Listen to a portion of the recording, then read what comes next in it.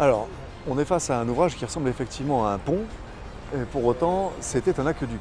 On a une partie en fait qui a disparu et qui se trouvait au-dessus du mur, qui comportait le spécus, c'est-à-dire en fait ce petit canal qui contenait l'eau et qui acheminait l'eau vers la ville d'Antipolis. Ouvrage de 2000 ans d'histoire. Il s'est fortement dégradé depuis la fin du siècle dernier. Bon, dans son ensemble, il est quand même resté en bel état. Il a quand même franchi 2000 ans d'histoire et c'est pas rien.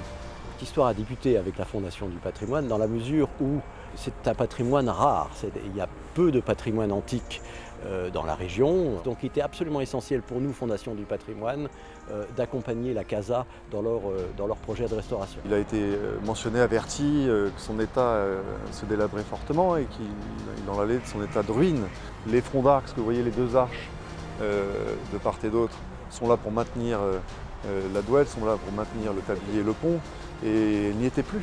Les pierres que vous voyez sur le front d'arc sont neuves, sont vieillies, mais sont neuves.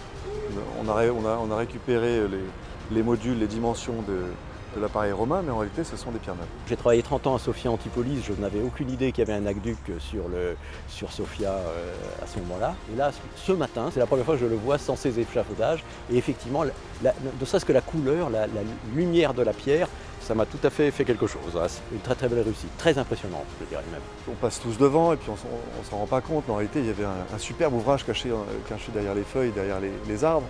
Quand je me suis rendu ici, mais quelle chance, on a touché un ouvrage de 2000 ans, c'est un rêve d'enfant qui se réalise. Restaurer un édifice de l'Antiquité, c'est exceptionnel.